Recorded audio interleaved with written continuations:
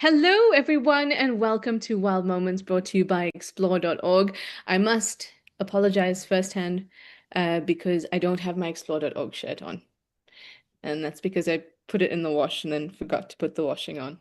But I have my Rosie's Pan shirt. And better than all of that, we have Ben in the house. How's it going, Ben? Hello, Charlotte. Hello, everybody. It is going very, very well. Thank you. I am also not sporting any relevant top.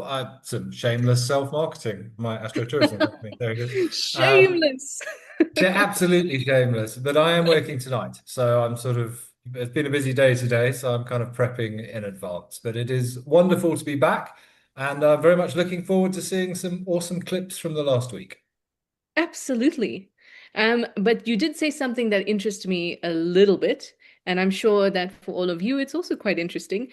If you know anything about Ben, you know that Ben does night safaris, and you said you were getting ready to go to work tonight. What does that actually mean? How do you get ready?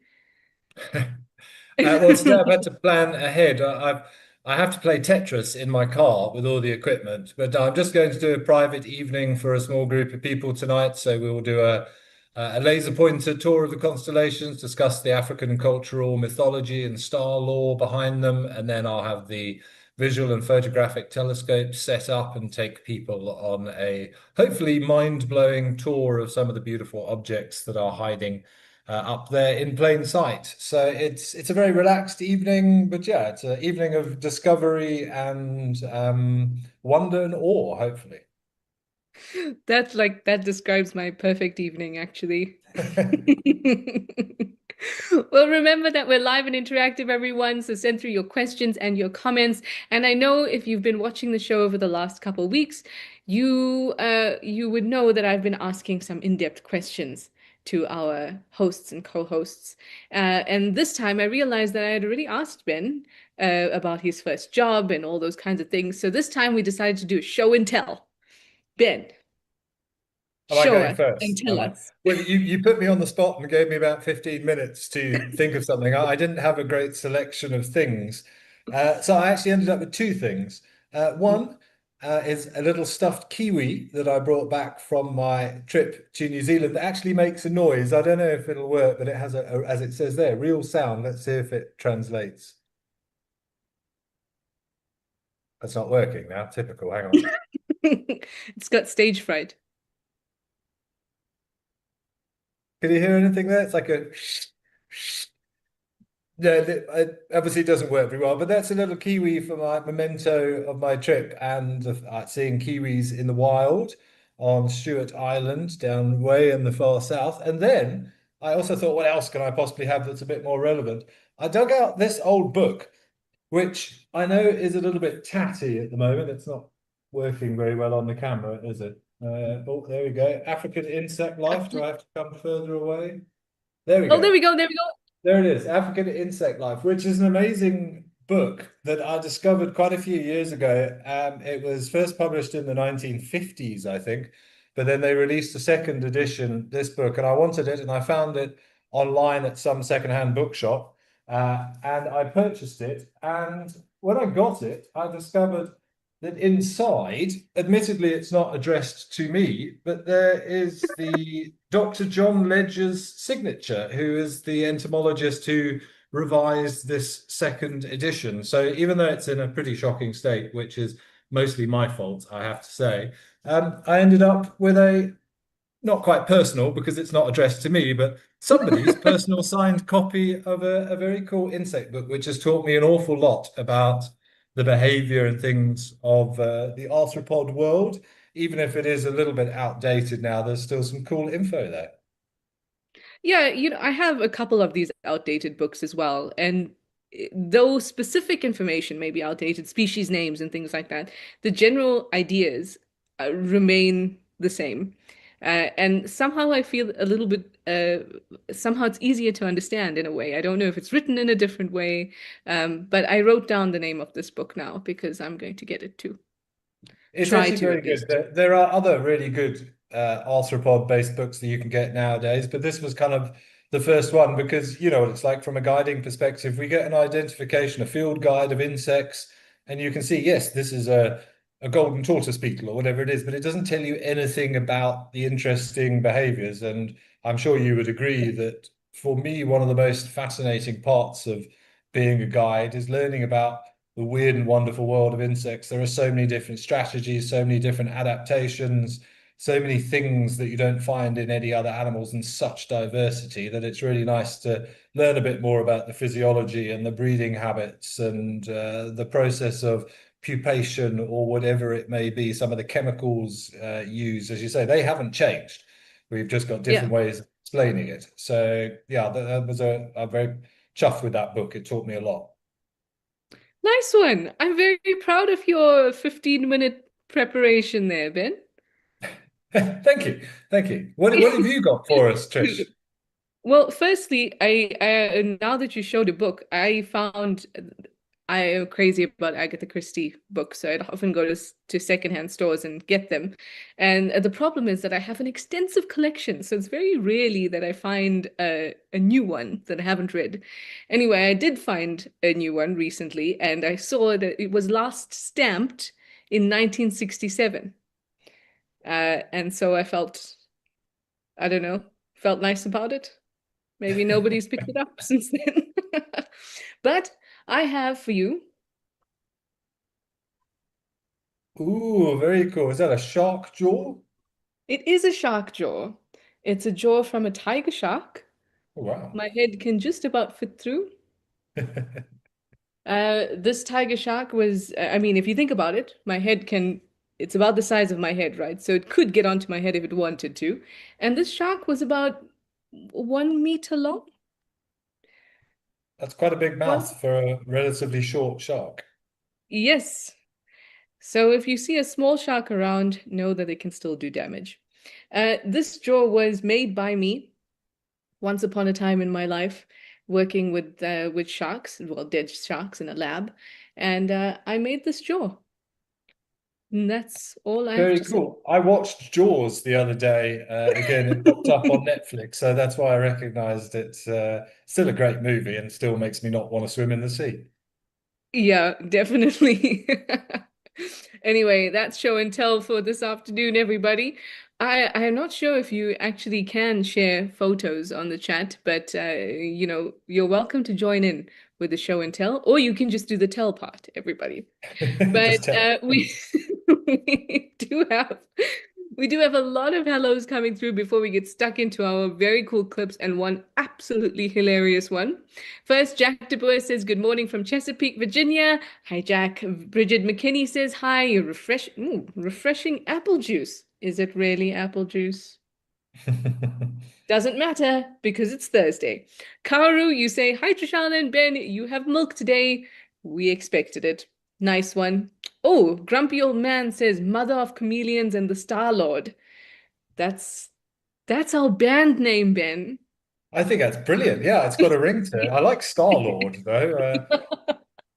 I did a talk once for a school, and they did the advert and they did it themselves, but it was very much a Star Wars theme. It was the second time I'd done a talk for them, so it was entitled "Return of the Stargazer," which I rather liked as well. Oh, oh, that's really good.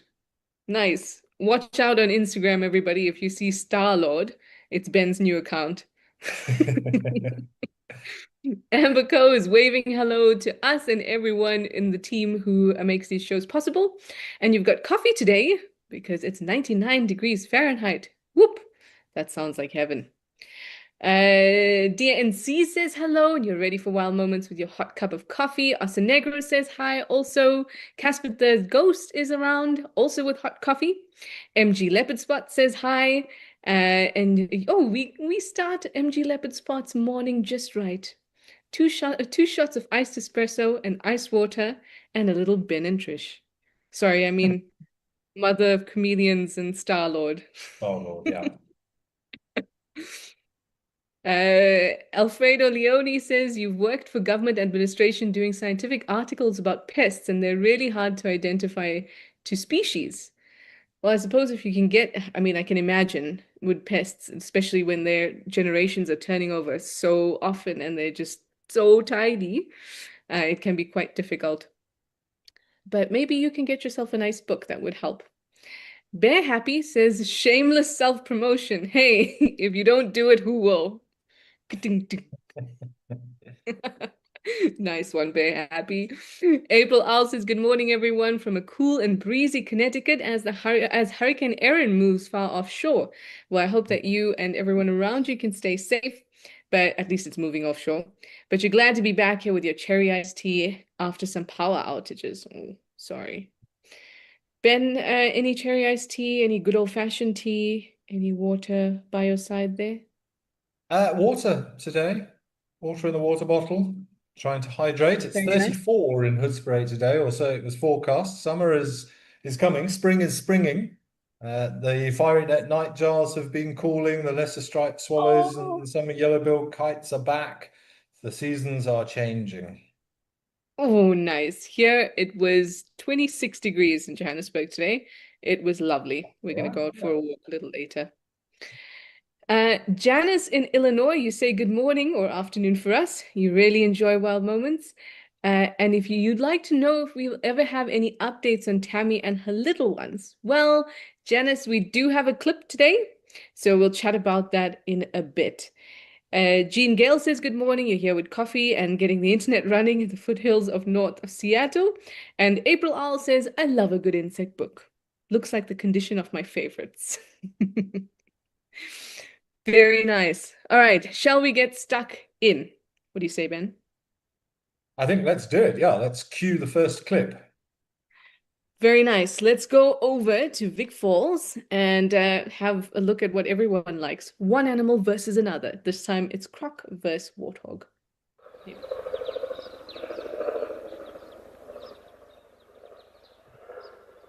Man, I really, really want to know if it's the same crocodile that's been causing the havoc here.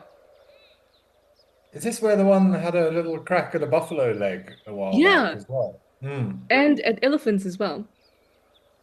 I could just see that croc beginning to appear on the left.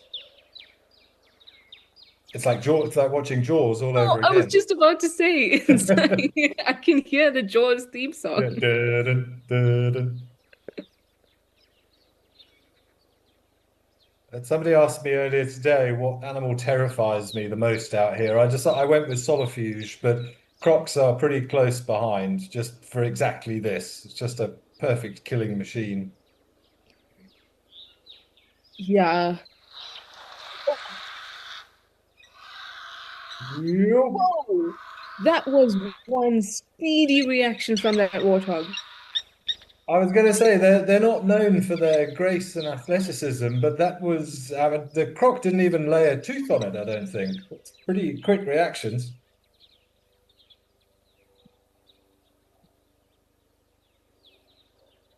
That can't be the same one who's now confidently wading out into the water, going to start a fight. No, this one looks skinnier, I if think maybe yeah, a younger. smaller one. Yeah.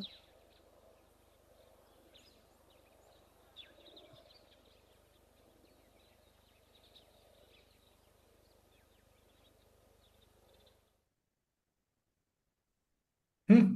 I was waiting for something to happen. So I was I. I couldn't was sort of waiting there's going to be a last leap from the water, but that was very, very cool. But yeah, I'm amazed. Well, I'm not amazed, but it's surprising to see how fast those reactions are, and they need to be, otherwise that would have been it for the warthog. Yeah, I mean, we've seen those that type of quick reaction on the ground. Like, I've seen them very quickly be able to turn on their heel and move in the opposite direction. But the edge of that water hole, I can imagine mud. I can imagine that it takes a lot more effort, but it moved so quickly and it turned its body. Oh, it's the sun, Ben. Yeah, that is fast.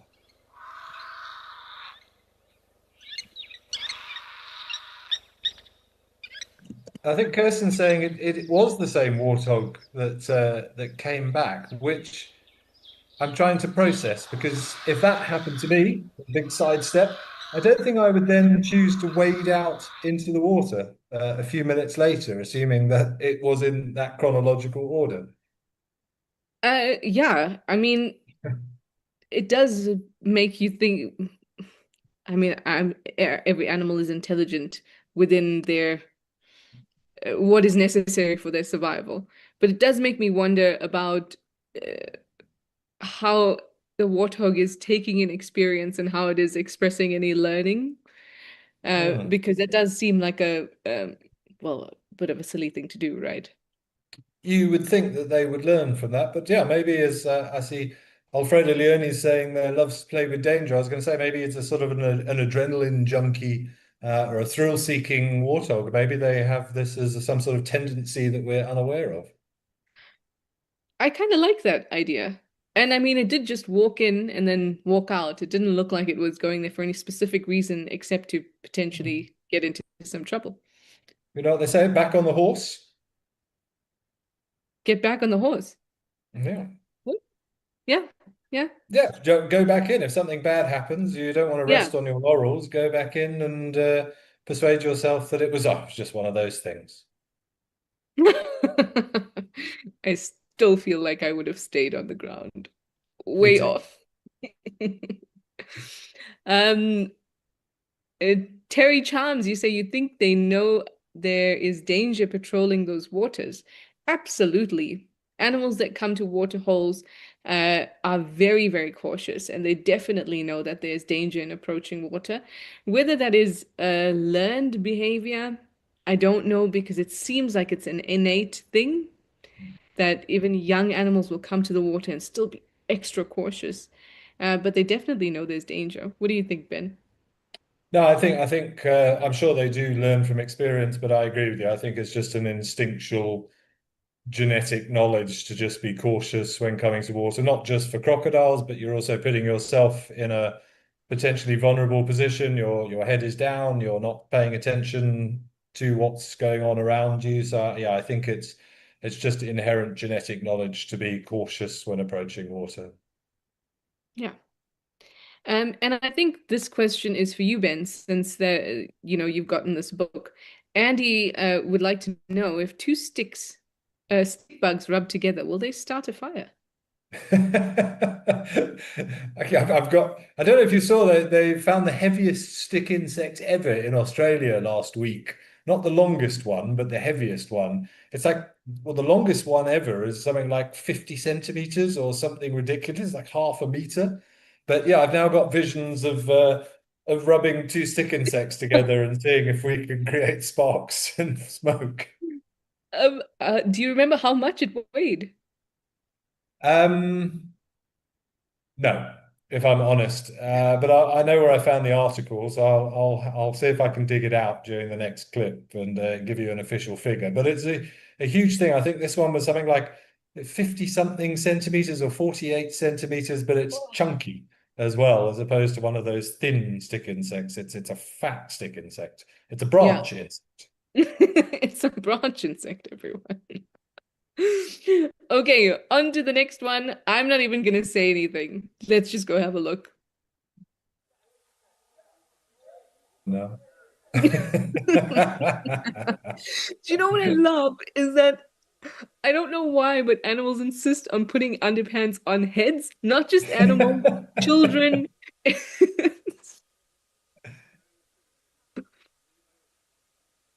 This guy It's a bit of accessorizing. Oh,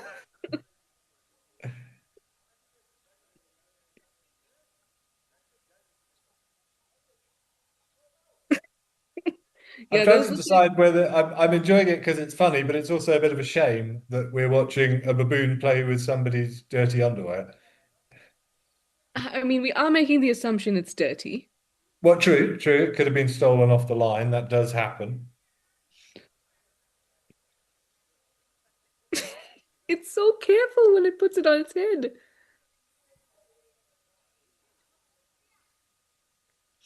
I mean, I understand what you mean in that it is a bit sad, but at the same time, it's one of those. I feel like it's one of those things that's unavoidable, right? Oh, yes, it is. I mean, and I'm sure it's happened to you. I've lost clothing off the line to monkeys before living Yes. out in reserves. It's just one of those things. Yes, we mustn't assume that it is just dirty. But I think I've got a photo somewhere of a baboon on its mother's back holding a can of beer. Obviously, an empty can of beer, which was funny to see, but it was also quite sad to see that it had got hold of a empty can of beer that had been left lying around. But it was holding it perfectly, the correct way around, the correct way up, and it was funny, but a shame. But yeah, this is slightly different. I agree. We'll put this down to maybe some poor unsuspecting lodge employee is missing a pair of underwear at the moment. I'm sure in areas where villages border reserves as well, or not even that. I'm sure in Cape Town there's plenty of people who are losing underwear to baboons. I'm Um, sure. Yeah. it's just um the effect of having wildlife so close to urban areas But what is or urban interesting, areas so something close to wildlife. unusual and alien about, it's not something I'd normally come across, but it's created quite a lot of delight amongst the group. And it seems to be a privilege to be holding this thing. And it's quite interesting to see how all the others are reacting to this item. It shows what sort of enrichment can do for animals as well. Is that baboon at the back lying in a rather Yeah, I was model-esque that baboon. pose? I just saw that at the same time of you. That one is All sort of stretched that out and that we need a pause on that baboon at the back, please. yeah, there it There it is. is. Oh, but I agree with you. It does seem to be some sort of privilege associated with uh, having the underpants with you, which I think is quite interesting and also hilarious. You see it with things like dolphins. I mean, they play with things that they find there. It's probably something new and interesting and exciting. But yeah, just sort of, I thought it was quite interesting to see how it became the focal point of a game between the youngster or the youngsters. That whole group's just looked, I mean, the one baboon that just toppled over at the same time as the one was putting the underpants on, the swimwear model in the background. It's just way too much. So what's the most interesting thing that has been stolen from you by a baboon, or we'll put vervet monkeys in there too, because oftentimes they do Does it have seem. to be from a monkey? Because the probably the weirdest experience I had, I was at Sabi Sabi many years ago guiding, and it was winter, and I'd had my big puffy jacket out. And it's like when you take it off, there's not enough space. So with those Yeah, folding down windscreens that the game viewers have got, I had it underneath the windscreen just to keep it out of the yeah. way. And I've got into a buffalo sighting and realized about an hour later we'd left that sighting that I'd lost my jacket. It obviously got snagged on something whilst we were off road for this sighting. And I went back the next day and I couldn't find it anywhere. I'd given up hope. And it was probably 2 or 3, no, more than that, 3 or 4 months later, because it was summer. And I was following a leopard off road in a completely different area of the reserve, probably 4, 5, 6 kilometers away in the middle of a block, managed to get stuck in a bunch of rocks and was trying to find my way back to the road and came across the remains of my jacket, which I can only assume had been dragged there by hyenas over the last few months, torn to shreds. It was unusable, but the simple fact that I found my jacket in a completely unrelated part of the reserve, I found quite amazing, to be honest. I would never have seen it if I hadn't have followed that leopard off road. But yeah, I never thought I would see it again.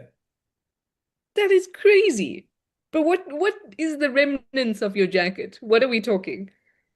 You could see it was still a jacket. It was lacking some of the integrity that it once had. It will never be a wonderful jacket ever again. And I have to say, I took it back and binned it. It wasn't worth keeping, but the novelty of finding an item of clothing in the bush far from where you lost it was quite interesting. Oh, absolutely. That is 100%. That's the right time, right place scenario. Yeah. Amazing. I think the weirdest interaction I had, or the weirdest situation I had, was not something stolen from me directly, but Uh, as I told you, I enjoy Agatha Christie, so murder mystery is a big deal to me. And I happened to find a human tooth while walking close to our camp. And I came up with this idea that I'm going to investigate because what is this human tooth doing around the garages? Has someone been buried here? Has somebody been killed? Has someone gone missing? All this went through my mind because there's a fat human tooth. Turns out that my friend had her tooth extracted and she had taken it from the dentist and kept it in a little jar in her bathroom. The monkeys broke in, stole the jar, broke it, dropped the tooth, and that's what I found, thinking it was a murder mystery. Wow, random. Yeah, I bet you that won't happen twice in your lifetime. That's true. Oh, Karu, you say, oh my gosh, I know it's hilarious. Alfredo, Leone, absolutely. It's crazy. And so many of our bush stories are like that. They really are hilarious. Um, Mr. HUAE 87, you say they're funny like kids. They are very kind of playful like kids. And then Mindy Tillapau says baboon centerfold pose. Definitely. And Grumpy Old Man says primate of the month. Which one? The centerfold baboon or the one with the underpants? It's a tough call. Okay. We have 4 minutes left, so let's head straight Oh, into the wow. next one. Let's head over to the hide and have a look at Moto Moto and what he's been getting up to.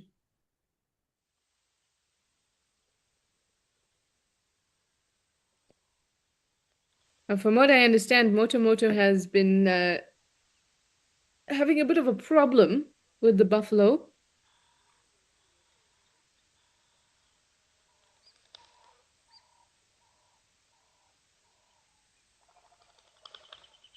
Oof, Oh, oh, whoa, whoa. Oh, that looks so terrible. jeez.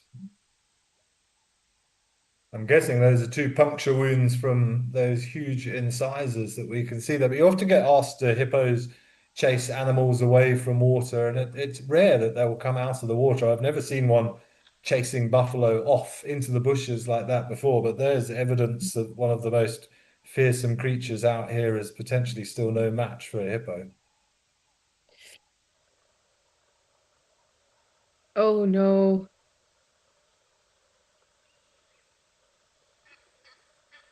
Well, like you said, one of the most fearsome creatures out here, and a lot of the time they're quite obstinate, right? So they don't really they know how to stand their ground and they know how to show attitude.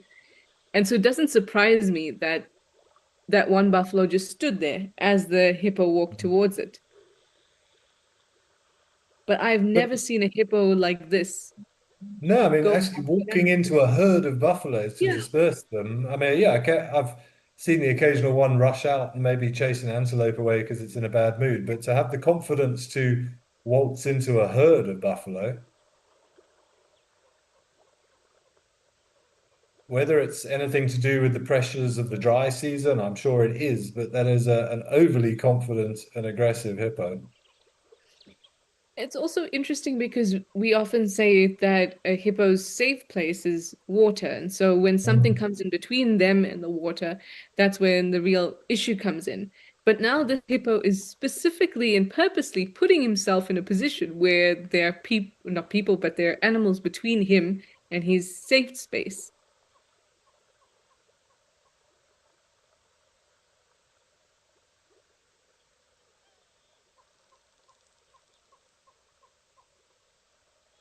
It really makes me wonder. I'm thinking about the crocodile at Vic Falls as well.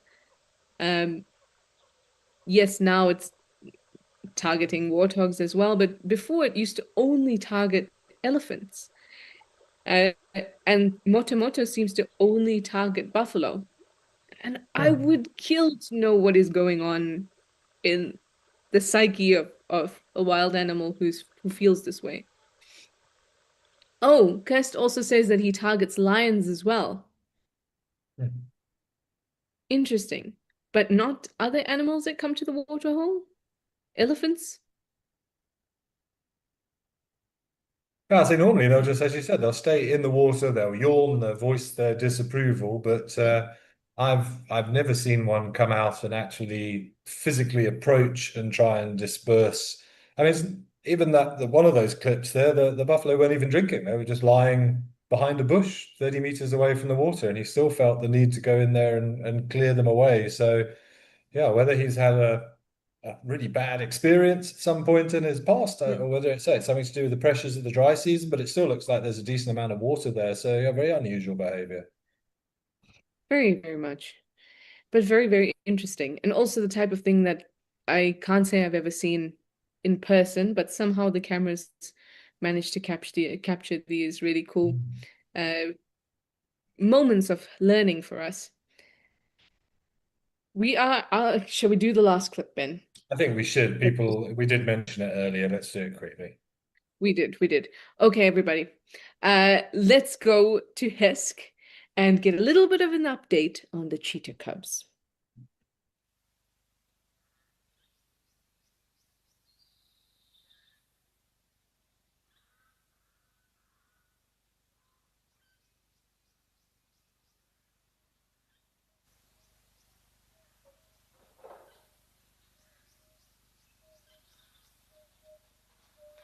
So the way that their movement happens, so this is the maternity area, and now that the cubs are about 5 months old or so, the way that this works is that they open one door and then mom comes out, the cubs come out, they can take their time doing this, and then they will close that door and then open the door to the larger non-maternity area, and then they will all go in there.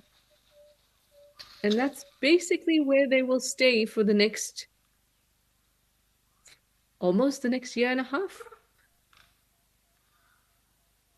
See, they're all not quite sure if they've got distracted by the food, I think that's why. It'll be interesting to see if they are nervous to leave and go into a new area. I'm sure curiosity will get the better of them. But as you say, it's sort of chasing the vultures, kind of a soft release, and it's the way it should be done. Let the animals do it themselves at their own pace. It's a traumatic, potentially a traumatic event.